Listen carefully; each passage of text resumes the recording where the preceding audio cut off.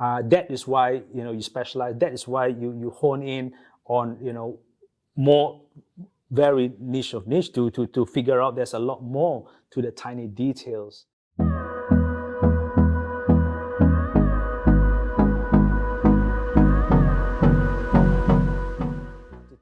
You can also be successful, but that's not me because I like control. So you lose control there, but I like the control, yeah. That aspect of control, I've worked on several big projects where there's broad stakeholder groups in terms of people to sign off on a project, but also people like yourself where you bring a photographer or videographer. Yeah. And I think there is a notion of sometimes the bigger a project can become, the more sterile it can become, where there's a level of bureaucracy and trying to appease a wide group. For sure, yeah. And I think when we do that, we inevitably lose the edge of something. Yeah. I'm a believer in, if I was to bring you on for a project, it's like, right, Ben, you go do your magic. You tell me what I need to do to make your work sing. Yeah. And I know, that famous phrase, an image is worth 1,000 words. It's thrown around, but I'd say it's worth far more. And what you do visually is a level of storytelling. Yeah. So it's not just, we'll just get a nice technical photo with nice rules. It's like, what is the story? What is the story behind the story? And with the commercial stuff you've done locally, like grabbing business owners and trying to showcase them with the work that they do. There's Charlotte, the artist, where she's got paint across her face. There's the guy who does the men's clothing with the big scissors. Yeah. What inspires you to try and find those deeper narratives with people, and how do you pull that out? And what's the response with the businesses like when they buy into that creativity and that vision from yourself? Well, I'll start with, I think, yes, I'm a photographer, creative and visual, but I think my true strength is connecting with people. That is the most important thing that a lot of people just start in creative or photography or even design and all that. You at first think that it's about, this part of the technicality of getting the right lights and all that. It doesn't matter if you get the right light sometimes if you don't have the connection with the client or the people. If you can't have connection with people, you can't draw out the real rawness or the real story behind. Like if I have an interview with you and I'm like, I don't feel comfortable with this, I'm going to be careful what I say, politically or whatever it is. I'm going to be very careful, and it's not going to break through because I'm not going to know the truth because everything's scripted.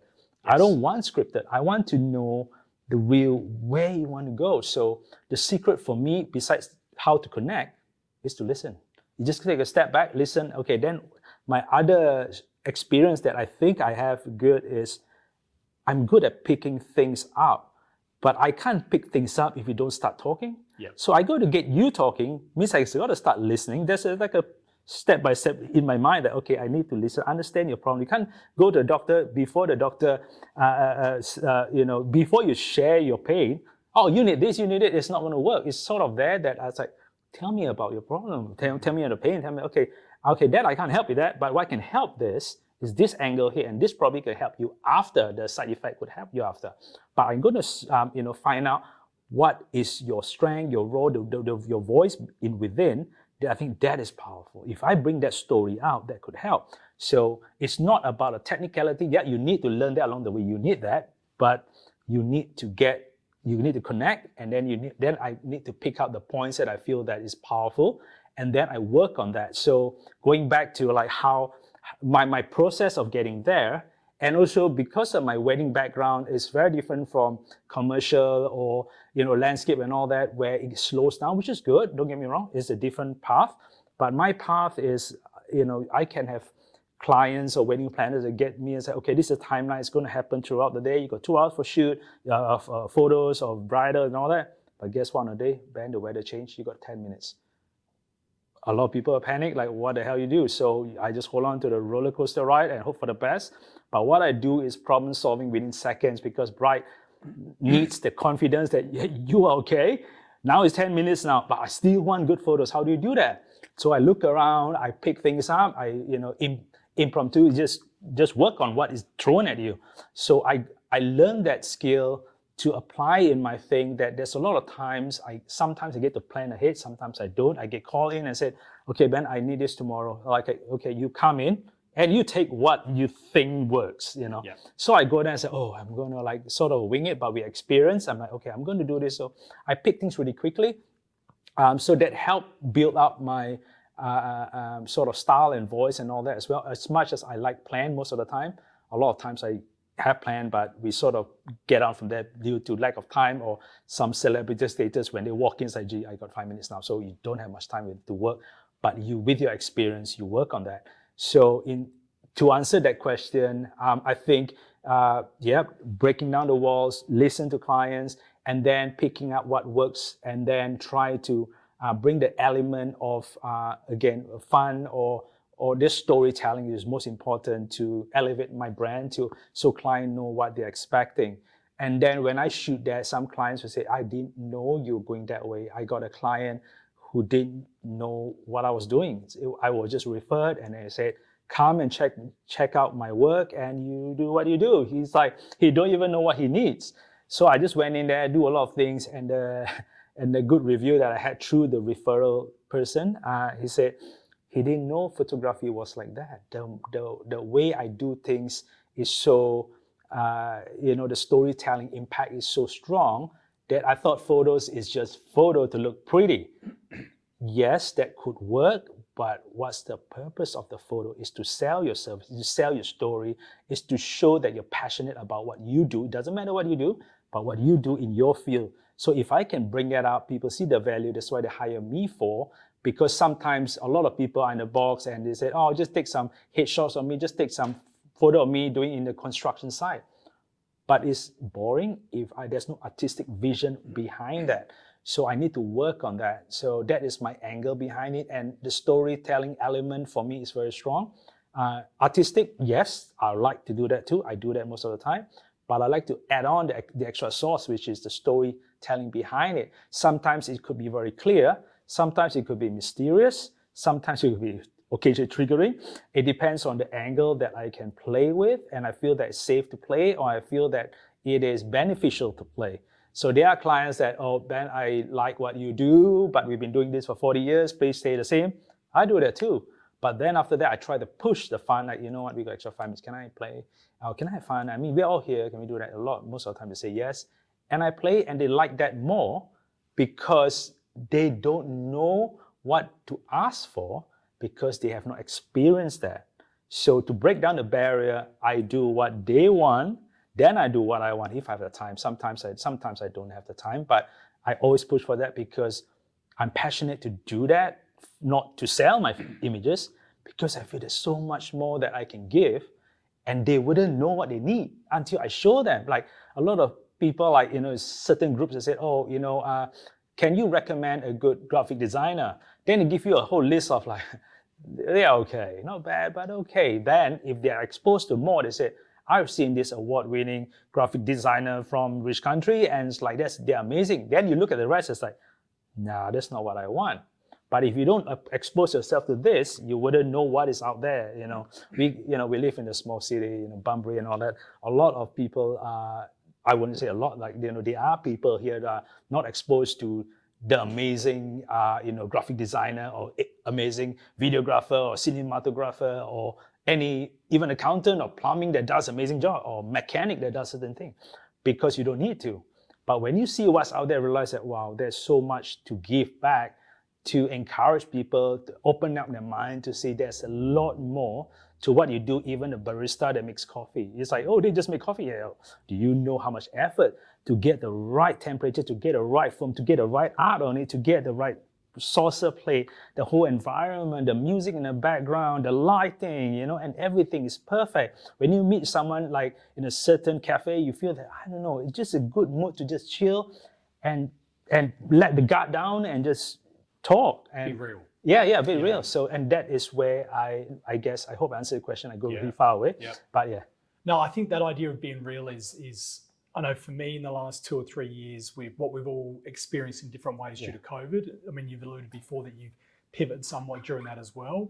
Like, I think we've all gone into COVID, business as usual, and we've all experienced it in different ways. Some have been like, COVID's affected us all. Others have been dealing with other parts of life at the same time. And I think there's this movement toward something that's more real. It's hard to put into words. Like we talk, authenticity, being real, they're kind of buzzwords that we use in marketing and creativity. But it's like, how important is it for you in the work you do in your life with your family? How important is that real, authentic element for you?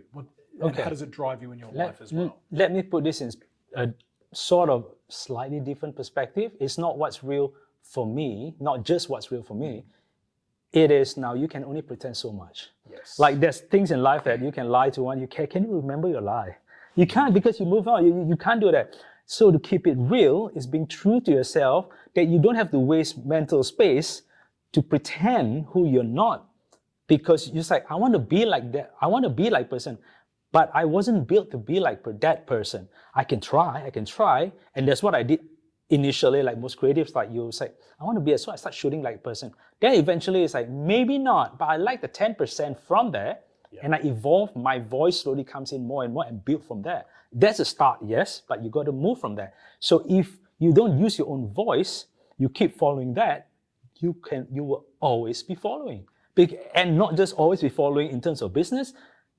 Eventually you get burnout because it's just not what you want to do. Just like you like a certain music, you don't like, say, punk rock or whatever you like, but everyone say, client said you should listen to that. So you listen to 5 years, like I'm still trying, I know. Then you realize that there's other genre of music that, it could be classical and symphony, orchestra. I love that more. So, but I can't do that because everyone on my client loves that.